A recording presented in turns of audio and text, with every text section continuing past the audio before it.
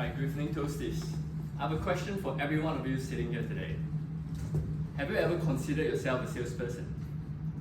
Today, I'm going to review how each one of us here is, in fact, a salesperson in our own lives. When I was about 16 years old, I got my first job working as a salesperson in retail.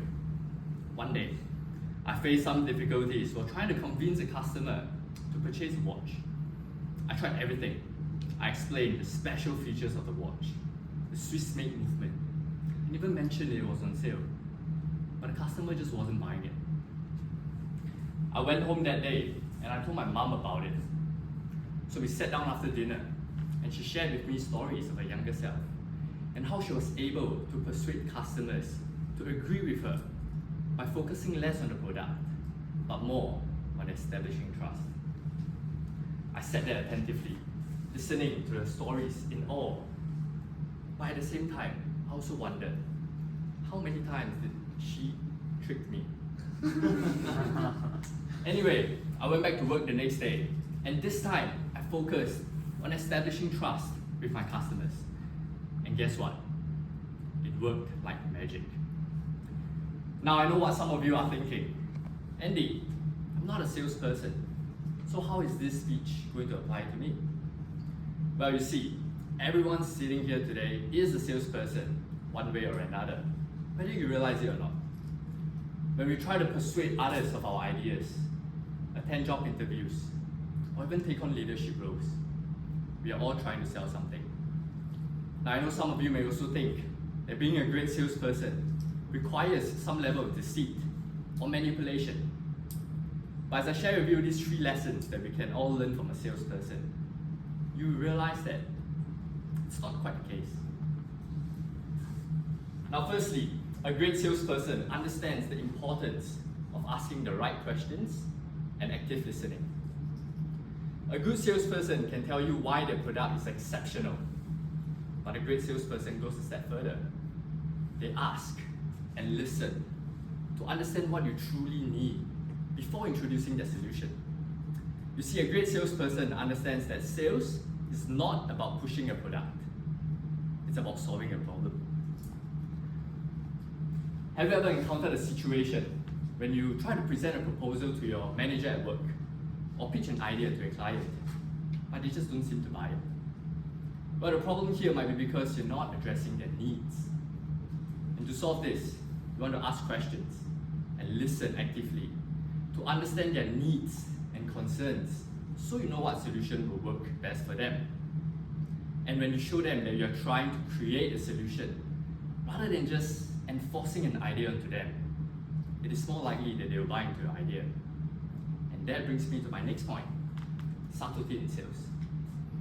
What differentiates a good from a great salesperson is the level of subtlety when selling. We've all encountered individuals who make it painfully obvious that they are salespeople, and that turns us off. A great salesperson knows how to seamlessly integrate their pitch into a conversation without the other party even realizing it. Consider going for a job interview. A problem I'm sure all of us here face is trying to sell ourselves to the interviewer. But how do you find the balance between confidence and bragging? Something you might do is list down all your achievements and explain why they should hire you. But what you should do instead is subtly highlight how your unique qualities align with the company's needs. You see, a great salesperson never lets you feel like they're trying to sell you something. It's like a magic trick. You don't see the strings, you just enjoy the show. And finally, the most important lesson. A great salesperson understands that to be able to master the art of asking and listening and subtlety in sales, they need to be able to show vulnerability. And that means not being afraid to share the imperfections of the product or even their own personal stories. Because when you show vulnerability by sharing your own story, it fosters relatability. And when people can relate to you, they're more likely to listen, trust, and engage with you. You see, a great salesperson understands that sales is about building long-term relationships, and closing the deal is just the beginning. And this applies to leadership as well. Whether you're a small team lead or a manager, you might be afraid to make mistakes, especially when giving directions to your people. However, if you show vulnerability by acknowledging your shortcomings and showing your people that you are just as imperfect as them, you create relatability. And in the long run, your people will trust and respect you more, leading to better collaboration and longer lasting relationships.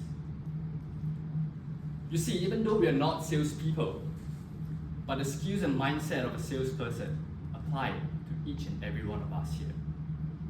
So, the next time you find yourself in a conversation, a job interview, or even a leadership role, remember what it is to be a great salesperson. Ask and listen, engage in subtlety, and be vulnerable. By embracing these skills, not only will you excel in sales, but you also find greater success in achieving your personal and professional goals. And that, my friends, is why you should be a salesperson. Thank you.